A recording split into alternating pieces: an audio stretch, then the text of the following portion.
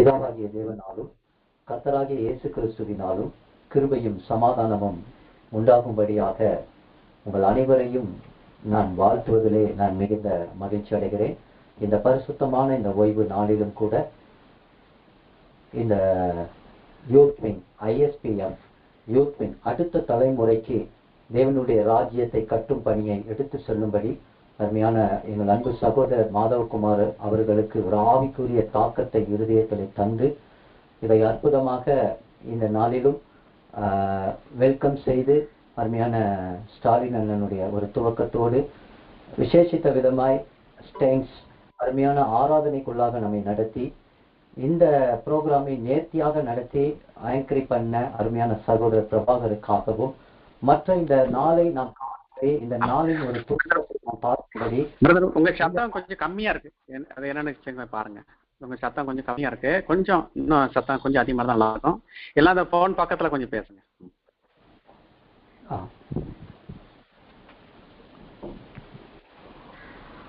அப்படி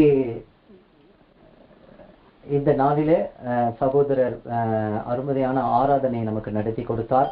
அது மட்டும் இல்லாதபடி விசேஷித்த விதமாய் அருமையான மூத்த சகோதரர் வில்லியம்ஸ் ஐயாவுடைய ஒரு ஆசீர்வாதமான ஜபத்தோடு கூட இந்த நாளிலே ஒரு புதிய துவக்கத்தை நம்முடைய இன்சூரன்ஸ் பிரேயர் ஃபெலோஷிப் செக்டார்ல ஒரு யூத் விங்கை கர்த்தர் ஆரம்பிக்கும்படியான ஒரு கிருபையை நமக்கு தந்திருக்கிறார். அதற்காக நான் கர்த்தரை ஸ்தோத்தரிக்கிறேன். கண்களை மூடி நாம் ஜெபிப்போம்.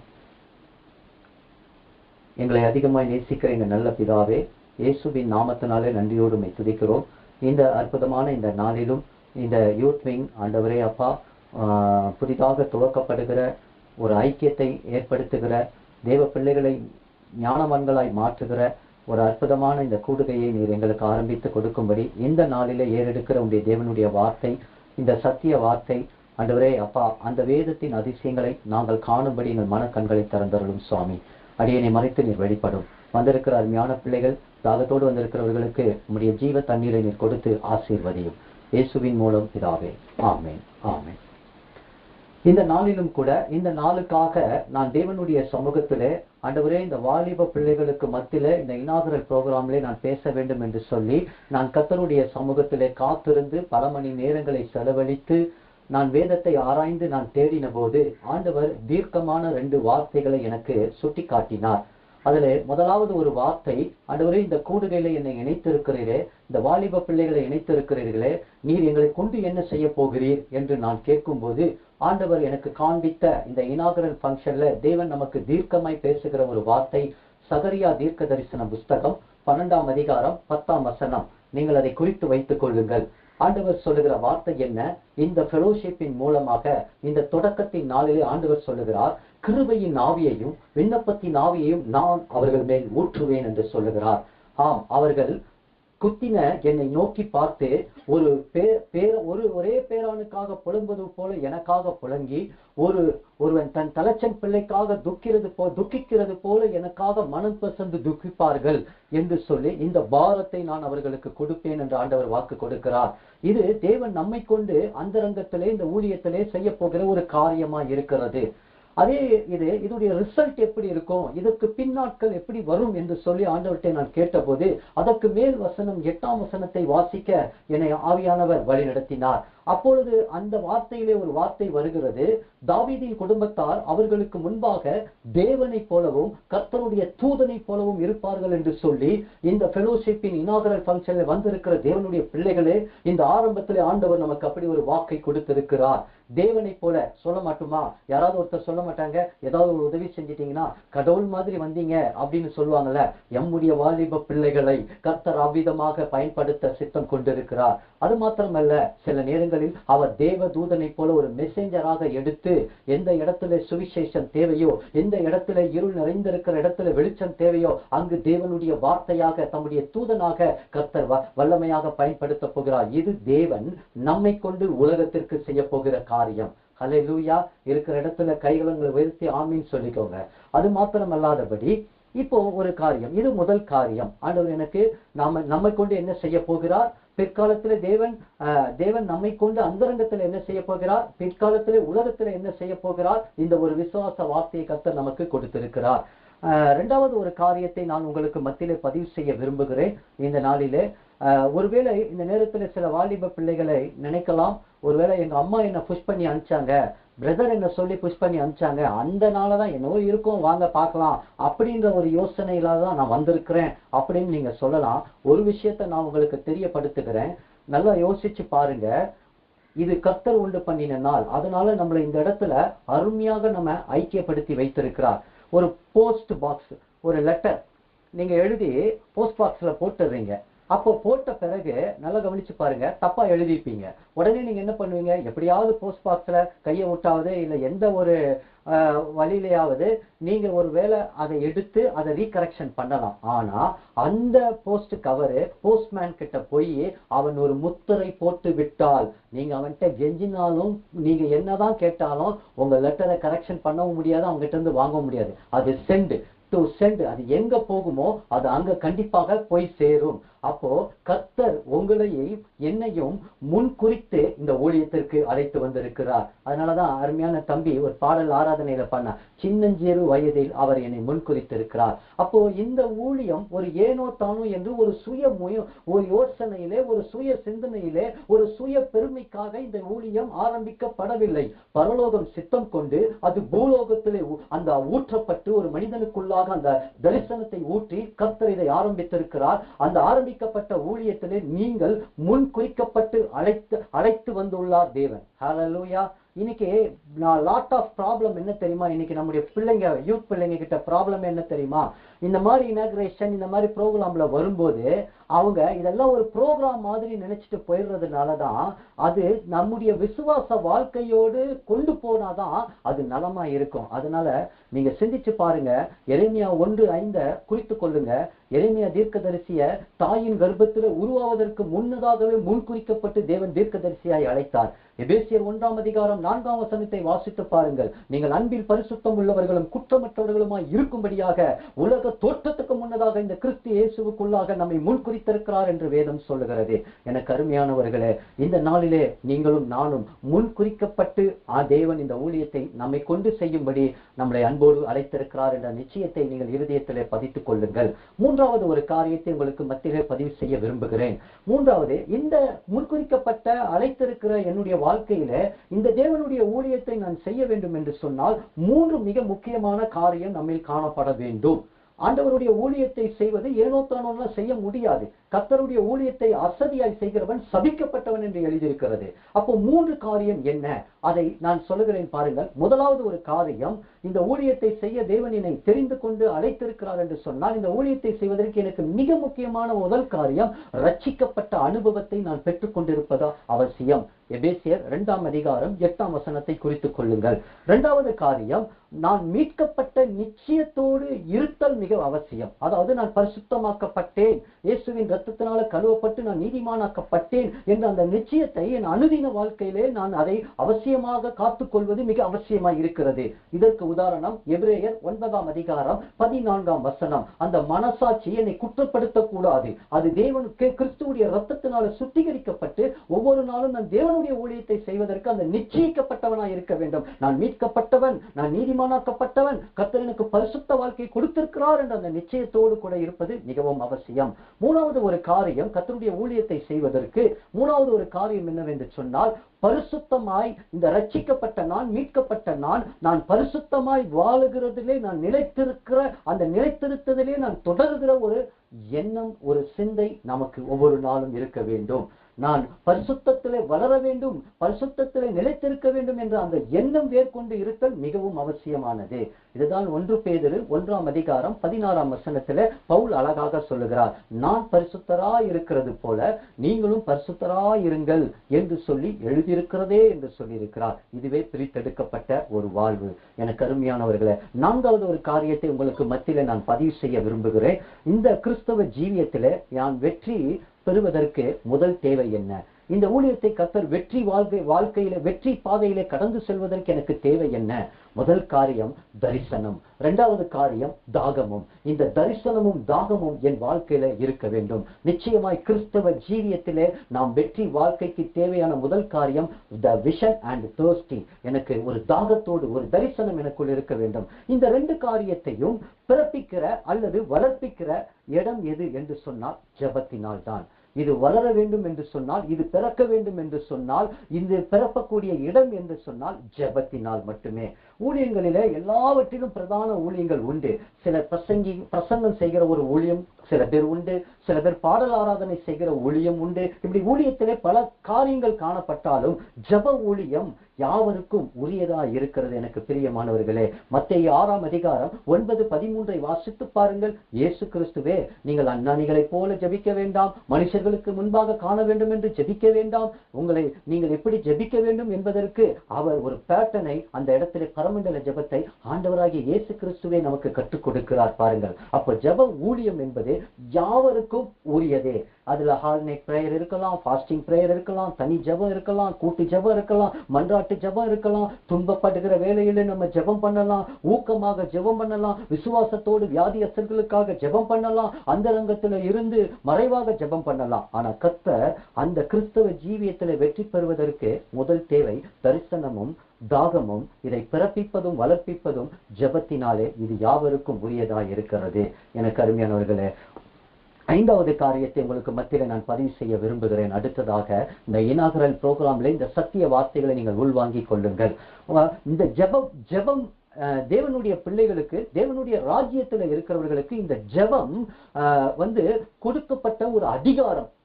தேவனுடைய ராஜ்யத்தில் இருக்கிற நாம், தேவனுடைய பிள்ளைகளா இருக்கிற நமக்கு இந்த ஜெபம் ஒரு கொடுக்கப்பட்ட ஒரு அதிகாரம்.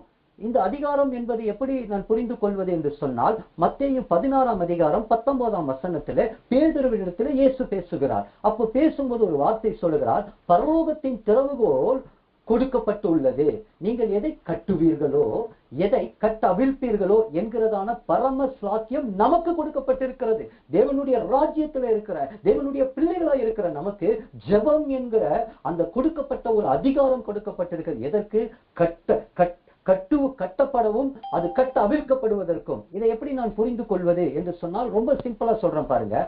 கட்டுவது என்று சொன்னா அது ஒரு செயல்பட விடாம அந்த சாத்தானுடைய கிரியையை ஜெபத்தினால, அந்த இயேசுவின் நாமத்தினால நீங்க வேண்டி விசுவாசத்தோடு ஜெபிக்கும் போது அது கட்டப்படும். கட்ட அவிழ்ப்பது என்பது சொல்லும் போது ஒரு காரியம் செயல்படாதபடி கட்டி வைத்திருப்பான் பிசாசு. ஆனா அந்த கட்டுகளை நீங்க அவிழ்க்கும் போது அவர்கள் செயல் வீரர்களாய் மாறி போவார்கள். எனக்கு பிரியமானவர்களே, அந்த சுவிட்ச யார் கையில கொடுத்திருக்கிறாருன்னு சொன்னா இன்னைக்கு உங்க கையில கொடுத்திருக்கிறார், ஏன் கையில கொடுத்திருக்கிறார். இந்த ISPF யூத் விங்கிக்கு கர்த்தர் கொடுத்திருக்கிறார். இந்த ஒரு பாரத்தை கொடுத்து இந்த அதிகாரத்தை நமக்கு கொடுத்திருக்கிறார். ஹல்லேலூயா. அப்ப என் வாழ்க்கை கட்டப்பட வேண்டுமானால், தேசம் கட்டவிழ்க்கப்பட வேண்டுமானால், கிறிஸ்தவர்கள் என்கிற போர்வையிலே வாழ்ந்து இன்னைக்கு அழிந்து கொண்டிருக்கிற ரட்சிக்கப்படாத ஆத்துமாக்கள் இருக்கிறார்கள். அப்போ தேவனுடைய சித்தம் தேசத்திலும், தேவனுடைய ஒரு சித்தம் திருச்சபையிலும், தேவனுடைய சித்தம் இந்த ISPF இந்த வாலிப இந்த கூடுகையிலும் இன்றைக்கு கொழுந்து வெட்டி எரிய வேண்டுமானால் பற்ற வைக்க வேண்டும், பற்ற வைக்க வேண்டும். ஜெபமே பற்ற வைக்கிற ஒரு தீயாய் இருக்கிறது. அப்போ உங்களையும் என்னையும் தேவன் தரப்புல நிற்கும்படியாக ஒரு தீயாக தெரிந்து கொண்டிருக்கிறார். ஹல்லேலூயா சொல்லுங்க. நீங்களும் நானும் பற்ற வைக்கிற ஒரு தீயாய் இருக்கிறோம். ஏசாயா 62:1 நீங்கள் வாசித்து பாருங்கள். வேதம் தெளிவாக சொல்லுகிறது, ரட்சிப்பின் தீவெட்டி, எரிகிற ரட்சிப்பின் தீவெட்டி என்று சொல்லப்பட்டிருக்கிறது. என கருமையாளர்களை, இன்றைக்கு நீங்களும் நானும் ரட்சிப்பு எரிகிற ஒரு தீவெட்டியாய் நாம் காணப்படுவது நிச்சயமாய் அந்த அதிகாரத்தில் இருப்பது. அந்த ஜெபம் என்கிற அந்த அதிகாரத்தை நாம் பயன்படுத்துகிறவர்களாய் கர்த்தர் நம்மளை முன்குறித்து தெரிந்தெடுத்திருக்கிறார். 6வது ஒரு காரியம் பார்த்தீர்கள் என்று சொன்னா, இப்போ முதல் நான் சொன்ன கிருபையின் ஆவி ஆண்டவர் நமக்கு தந்திருக்கிறார், விண்ணப்பத்தின் ஆவி நமக்கு தந்திருக்கிறார். இதோடைய ஒரு ரிஃப்ளெக்ஷன் எப்படி இருக்கும் அப்படின்னு சொல்லும் போது, நம்மளை தேவைப்படுகிற இடத்துல தேவனை போலவும், தேவைப்படுகிற இடத்துல ஒரு தேவ தூதனை போலவும் ஆண்டவர் நம்மளை பயன்படுத்த வல்லவராய் இருக்கிறார். அதே போல நாம் முன் குறிக்கப்பட்டு தேவன் நம்மளை அழைத்திருக்கிறார் என்பதை உணர்ந்தோம். இந்த தேவனுடைய ஊழியத்திற்கு அழைக்கப்பட்ட நம்முடைய வாழ்க்கையில 3 முக்கியமான காரியங்கள்: ரட்சிக்கப்பட்ட அனுபவம், மீட்கப்பட்ட நிச்சயம், அது மாத்திரமல்ல பரிசுத்த வாழ்விலே நிலைத்திருக்கிற ஒரு அனுபவத்தை ஆண்டவர் நம்மை எதிர்பார்க்கிறார். இதுவே பிரித்தெடுக்கப்பட்ட ஒரு வாழ்க்கை. அது மாத்திரமல்ல, கிறிஸ்தவ ஜீவியத்தில் வெற்றி பெற வேண்டும். முதல் தேவை தாகமும் தரிசனமும் தேவை நமக்கு. இதை பிறப்பிக்கிற இடம், இதை வளர்க்கிற இடம் ஜெப ஜீவியமாய் இருக்கிறது. இது யாவருக்கும் முரியமாய் இருக்கிறது. தேவனுடைய ராஜ்யத்திலே தேவனுடைய பிள்ளைகளாய் இருக்கிறவர்களுக்கு இந்த ஜெபம் கொடுக்கப்பட்டிருக்கிற ஒரு அதிகாரம். இந்த அதிகாரம் கட்டவும் கட்டவிழ்க்கவும் தேவன் நம்மளை எரிகிற ஒரு தீ வெட்டியாக, அக்கினியாக ஆண்டவர் பயன்படுத்த வல்லவராய் இருக்கிறார். அப்போ நான் எரிகிற ஒரு தீவட்டியாய் இருக்க வேண்டுமானால் என்னுடைய இருதயத்துல ஒரு காரியம் காணப்பட வேண்டும். என்னுடைய இருதயத்துக்குள்ள அது இருக்கணும். அந்த என் இருதயத்திலிருந்து அந்த தீ பற்றி எரியணும். அப்ப என் இருதயத்துக்குள்ள தேவனுடைய இருதயத்தின் பாரம் காணப்பட வேண்டும். அப்ப தேவனுடைய இருதயத்தில் இருக்கிற பாரம் என்னுடைய இருதயத்தின் பாரமாக மாற்றப்பட வேண்டும். அதனாலதான் எசேக்கியேல் புஸ்தகத்துல நீங்கள் வாசித்து பாருங்கள். அந்த இடத்துல சொல்லும் போது ஒரு அற்புதமான வார்த்தை, உங்களுக்கு தெரிந்த ஒரு வார்த்தை: நான் தேசத்தை அழிக்காதபடிக்கும் திறப்பிலே நிற்கவும் சுவரை அடைக்கத்தக்கவும் ஒரு மனுஷனை தேடினேன் என்கிறார். ஒருவனையும் காணேன். இதாங்க பாரம். இதான் தேவனுடைய பாரம். தேடுறாரு. அவருடைய கண்கள் பூமி எங்கும் தேடுது. என் பிள்ளை இன்னைக்கு ஜெபிக்க மாட்டானா? என் பிள்ளை இன்னைக்கு கண்ணீர் வடிக்க மாட்டானா? இந்த அழிந்து போகிற இந்த கொரோனாவினால செத்து மடிந்து கொண்டு இருக்கிற, ஜீவனை இழந்து போய் கொண்டிருக்கிற, வலது கைக்கு இடது கைக்கு வித்தியாசம் தெரியாத ஜனங்களுக்காக பரிதபிக்கிற ஒரு ஆத்துமா எழும்பாதா? ஒரு வாலிபன் எழும்ப மாட்டானா? ஒரு வாலிபன் தன்னை அர்ப்பணிக்க மாட்டானா என்று சொல்லி ஆண்டவர் தேடி கொண்டிருக்கிறார். அவனை காணோம். இன்னைக்கு ஜெபிக்காத பெற்றோர்கள் இருக்கிறாங்க. இன்னைக்கு ஜெபிக்காத வாலிப பிள்ளைங்க இருக்கிறீங்க. இன்னைக்கு ஜெபிக்காத ஊழியக்காரங்க சபையை நடத்தி கொண்டு இருக்கிறாங்க. பாதிக்கப்படுவார்கள். யாரால? பிசாசினால அவர்கள் பாதிக்கப்படுவார்கள். ஏன்? தேவனே அவர்களை ஒப்பு கொடுத்து விடுவார். அவர்களுடைய வாழ்க்கையில தேவனுடைய இருதயத்தின் பாரம், அந்த ஜெப ஜீவியம், தேவனோடு இருக்கிற உறவு சரியா இல்லாதபடினாலே அவர்கள் பாதிக்கப்படுவார்கள். வாசித்து பாருங்கள். அதே எசேக்கியேல் 22ஆம் அதிகாரம் 31ஆம் வசனத்தை நான் வாசிக்கிறேன் பாருங்க.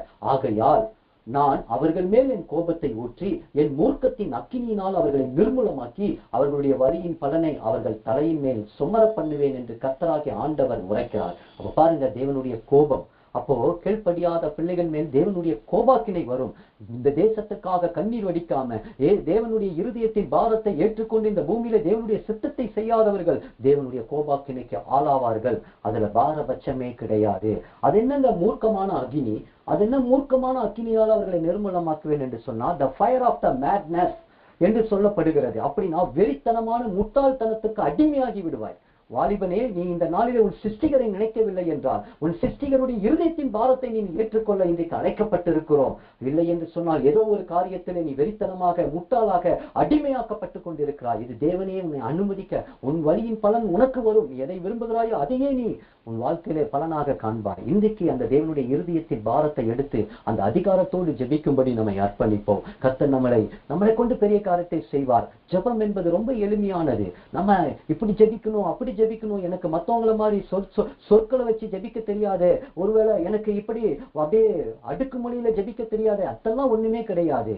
உங்கள் இருதயம் தேவனை நோக்கி பார்த்து பாரப்பட்டு, அந்த பாரம் உங்கள் இருதயம் பாரமாகி உங்கள் உதடுகளிலே வருகிற அந்த வார்த்தை தான் தேவனுக்கு உகந்த ஜெபமாய் இருக்கும். நீங்க எப்படி ஜெபித்தாலும் கர்த்தர் அதை கேட்க வல்லவராய் இருக்கிறார் என்பதை, ஜெபம் என்பது ஒரு எளிமையான ஒரு காரியமாய் இருக்கிறது. அதற்கு தேவை தேவனுடைய இருதயத்தின் பாரம். அதற்காகத்தான் இந்த ஃபெலோஷிப்பை கர்த்தர் நமக்கு கருத்திலே கொடுத்திருக்கிறார் என்று சொல்லி நான் விசுவாசிக்கிறேன். யாரால ஜெபிக்க முடியாது தெரியுமா? யாரால ஜெபிக்க முடியாதுன்னா, பாவத்துல அடிமைப்பட்டு இருக்கிற மனுஷனால, வாலிபனால அவங்களால ஜெபிக்கவே முடியாது. யாரால பாவம் செய்ய முடியாது தெரியுமா? தேவனோடு ஜெபிக்கிற அந்த பாரத்துல இருந்துட்டு கண்ணீர் விட்டு ஜெபித்து கொண்டிருக்கிற மனிதனால கண்டிப்பா அந்த பாவ சிந்தனையும் பாவமும் அவனுக்கு வரவே வராது. அப்போ ஜெபிக்கிற மனிதன் என்னாலும் வெற்றியைத்தான் பார்ப்பான். ஆனா தோல்வி அவன் வாழ்க்கையில பார்க்கவே முடியாது. அவனை தோற்று போகவே மாட்டான். ஆனா தோற்று போகிறவனுடைய வாழ்க்கையில பாருங்க, ஒரு நாளும் ஜெப ஜீவியம் அவனுடைய வாழ்க்கையில சரியாகவே இருக்காது. எனக்கு அருமையானவர்களே, ஏனோக்கை பாருங்கள். ஆதியாகமம் 5:24 தேவனோடு சஞ்சரித்தான். யார் அவருக்கு டீச் பண்ணா? யார் அவருக்கு நியாயப்பிரமாணம் பண்ணி கொடுத்தா? எந்த பிரமாணம் கிடையாது, எந்த பிரசங்கமும் கிடையாது. ஆனா தேவனோடு சஞ்சரித்தார். இப்போ காலம் பொல்லாததா இருக்கு நீங்க சொல்றீங்களே, ஆனா நோவா காலத்துல ஆதியாகமம் 6:9 தேவன் மனஸ்தாபப்பட்டு இந்த உலகத்தை அழிக்கணும்னு நினைச்ச நேரத்துல நோவா தேவனோடு சஞ்சரிக்கிற ஒரு குடும்பமாக இருந்ததை நாம் பார்க்கிறோம். யாக்கோப்பு 5:17 வாசித்து பாருங்கள். எலியா நம்மை போல ஒரு பாடு உள்ள மனுஷன் தான். நமக்கு இருக்கிற பிரச்சனை, நமக்கு இருக்கிற கஷ்டம், நமக்கு இருக்கிற பலவீனம் எல்லாம் அவருக்கு இருக்கு. ஆனால் கருத்தோடு ஜெபிக்கிறவராய் காணப்பட்டார். இன்றைக்கு இந்த ISPF ஃபெலோஷிப்ல யூத் விங்க்கு வந்திருக்கிற தேவனுடைய பிள்ளைகளே, நீங்கள் ஏனைக்க போல தேவனோட சஞ்சரிக்கும்படி தேவன் தெரிந்து கொண்டிருக்கிறார். நோவாவை போல இந்த பொல்லாத உலகத்திலே நீங்கள் தேவனோடு சஞ்சரித்து உத்தமனும் நீதிமானா இருந்து அவருடைய பார்வையிலிருந்து கிருபையை பெற்றுக்கொள்ளும்படி தேவன் அழைத்திருக்கிறார். அது மாத்திரமல்லாதபடி எலியாவை போல பாடுள்ள சோர்ந்து போய் இருக்கிறீர்களா? இன்றைக்கு தேவன் சொல்லுகிறார், அவர் பாடுள்ள மனுஷனா இருந்தாலும் கருத்துள்ள ஜெபத்தை ஏறெடுக்க தேவன் தம்முடைய ஆவியை உங்கள் மேல் ஊற்ற வல்லவராய் இருக்கிறார். எனக்கு அருமையானவர்களை, இன்றைய தலைமுறை கிறிஸ்தவம் எப்படி இருக்கிறது என்று சொன்னால், சரித்திர சாட்சி பெற்ற நமது முற்பிதாக்களின் விசுவாசத்தை இன்னைக்கு புரிந்து கொள்ள முடியல. ஒரு மிஷனரியுடைய விசுவாசம் புரிந்து கொள்ள முடியல. ஆமா, இன்னைக்கு அவங்க அப்போஸ்தலர்களுடைய ஒரு பரிசுத்தவான்களுடைய விசுவாசத்தை புரிந்து கொள்ள முடியும். ஆனா இன்றைய ஊழியர்களுடைய சத்துவமற்ற விசுவாசத்தை நம்மால் நன்றாக புரிந்து கொள்ள முடிகிறது. காரணம் என்ன? அவர் உங்களை ஆசீர்வதிப்பார், அவர் உங்களை கீழாக்காமல் மேலாக்குவார், அவர் உங்களை வாழாக்காமல் தலையாக்குவார். இப்படி நமக்கு சாதகமாக பேசுகிற ஊழியக்காரர்களுடைய சத்துவமற்ற விசுவாசத்தை நம்மால் புரிந்து கொள்ள முடியுது. ஆனால் நம்முடைய முற்பிதாக்களுடைய விசுவாசத்தை புரிந்து கொள்ள முடிகிறதா? நம்முடைய மிஷனரிகள் எத்தனை பேர் வந்து ஜீவனை கொடுத்தார்கள்? நீங்கள் கரத்திலே வைத்திருக்கிற வேதாகமம் ஏன் சிகப்பு கலரா இருக்கிறது தெரியுமா? அது பரிசுத்தவான்களுடைய ரத்தம். ஏன் வெளியே கருப்பா இருக்கிறது தெரியுமா? அது என்னுடைய உள்ளம். ஏன் உள்ளே வெள்ளையா இருக்கிறது தெரியுமா? அது என்னை வெளிச்சம், என்னை பரிசுத்தப்படுத்தும். தேவனுடைய வார்த்தை என்னை பரிசுத்தப்படுத்தும். வாலிபனை எது பரிசுத்தப்படுத்தும்? கர்த்தருடைய வசனமே அவனை பரிசுத்தப்படுத்தும். எதை புரிந்திருக்கிறீர்களா? அந்த சிகப்பு எதற்காக? நம்முடைய முற்பிதாக்கள், நம்முடைய அப்போஸ்தலர்கள், பரிசுத்தவான்கள் அவர்கள் எல்லாவற்றையும் தொடர்ந்து வந்து ஜீவனை கொடுத்தது நிமித்தமாக, முழங்கால்களை ஊண்டி நமக்கு இந்த ஜீவன் வார்த்தை கிடைக்க வேண்டும் என்பதற்காக முயற்சி செய்ததுனால எத்தனையோ பேரை என்னால் எடுத்து சொல்ல முடியும். ஆனால் நேரம் போதாது. அதை வருகிற நாட்களில் நான் உங்களுக்கு அதை சொல்ல தேவன் என்னை ஏவுவாராக. அப்போ இந்த நாளிலே அதிகமாக திருச்சபை, அதிகமாக வாலிபர்கள் கவலைப்படுவது எதற்காகன்னா பணத்திற்காக தான். இது மறுக்க முடியாத ஒரு உண்மை. அப்போ புதிய ஏற்பாட்டில் இருந்த திருச்சபை பணத்தினாலே பாதிக்கப்படவில்லை. ஏன் தெரியுமா? அவர்கள் ஜெபத்தை முக்கியப்படுத்தினார்கள். இன்னைக்கு நாம் பணம் கொடுத்து இந்த இடம் வாங்கலாமா, அந்த இடம் வாங்கலாமா, இடிக்கலாமா, கட்டலாமா அப்படி என்ற எண்ணம் தான் இருக்கிறது. ஆனால் அன்று அவர்கள் ஜெபித்த இடமே அசைந்தது என்று வேதம் சொல்லுகிறது. அப்போஸ்தலர் 4:31. எனக்கு அருமையானவர்களே, கடைசியாக ஒரு காரியத்தை நான் சொல்லி நான் முடிக்க விரும்புகிறேன். ஒரே ஒரு காரியம்தான். இந்த ISPF, இந்த வாலிப கூடுகை, ஜப ஐக்கிய கூடுகை இன்றைக்கு கர்த்தருடைய ஆசீர்வாதத்தினாலே துவக்கப்பட்டிருக்கிறது. இதனுடைய நோக்கம் என்ன தெரியுமா? ஒரு கடைசியாக 7வது ஒரு காரியத்தை நான் சொல்லி முடிக்க விரும்புகிறேன். தேவனுக்கு உகந்த ஜபம் இருக்க நீங்களும் நானும் கவனிக்க வேண்டும். நம்முடைய ஃபெலோஷிப்ல தேவனுக்கு உகந்த ஒரு ஜபத்தை ஏறெடுக்கும்படி தேவன் இந்த நாட்களிலே அவர் தேடி பார்க்கிறார். அந்த பாரத்தோடு கூட, அந்த ஒரு மன தரிசனத்தோடு கூட, தாகத்தோடு கூட இன்றைக்கு நாம் இந்த இடத்துல ஜெபிக்க அழைக்கப்பட்டிருக்கிறோம். எனக்கு அன்பான வாலிபனே, எனக்கு அன்பான சகோதரனே, 1 ராஜாக்கள் 3:3 நம்மை போல உன்னை போல ஒரு வாலிபனாக, ஒரு சிறு பிள்ளையாக இருந்த அந்த சாலமோன் தான் கர்த்தரிடத்தில் அன்பு கூர்ந்து சர்வாங்க தகன பலிகளை எல்லாம் 1000 பலிகளை செலுத்தி வரும்போது, அவன் போய் படுத்து உறங்கும் போது தேவன் தரிசனத்திலே வருகிறார். நீ விரும்புகிறதை என்னிடத்தில் கேள் என்று அவர் சொல்லுகிறார். நீங்கள் அதை போய் நிதானமாய் வாசித்து பாருங்கள். 1 ராஜாக்கள் 3ஆம் அதிகாரத்தில். அப்போது அவன் சொல்லுகிறான், கர்த்தர் என் தகப்பனை நீ ராஜாவாக்கினீர், சிங்காசனத்தை கொடுத்தீர், அதே போல என்னையும் அதே ஸ்தானத்திலே நீ ராஜாவாக்கினீர், உமக்கு ஸ்தோத்திரம் ஆண்டவரே. ஆனால் இந்த ஜனங்களெல்லாம் நடத்துவதற்கு, எனக்கு கொடுத்த இந்த பொறுப்பை நான் செய்வதற்கு எனக்கு ஞானமுள்ள ஒரு இருதயத்தை தாரும் என்று எத்தனை தேவனுக்கு உகந்த ஒரு ஜபத்தை கேட்டான். எவ்வளவு அற்புதம் பாருங்கள். ஆண்டவரே சொல்கிறார், இது தேவனுடைய பார்வையில் உகந்த ஜபம் என்று சொல்கிறார். அது என்னங்க ஞானமுள்ள இருதயம்? ஞானத்தை கேட்கிறோம், ஆனால் அது என்ன ஞானமுள்ள இருதயம் கூட ஒரு அடிஷனலா? அதை நாம் புரிந்து கொள்ள வேண்டும். அதோடைய ஆழம் என்ன தெரியுமா? ஞானமுள்ள இருதயம் என்பது, நான் என் சுயத்தினாலே வழிநடத்தப்படக்கூடாது. என்னுடைய எல்லா காரியமும் எனக்கு கொடுத்திருக்கிற இந்த பொறுப்பிலே நான் பரிசுத்த ஆவியினாலே என் இருதயத்திலே ஏவப்பட்டு ஆவியானவருடைய உதவியோடு ஒவ்வொரு செயல்களும் காணப்பட வேண்டும் என்பது தான் அங்கு சாலமோன் ஜெபித்த ஜெபம். ஹல்லேலூயா, ஹல்லேலூயா. அப்ப பாருங்க, சிங்காசனத்தை கொடுத்தார், கேளாத ஐஸ்வரியத்தை கொடுத்தார்.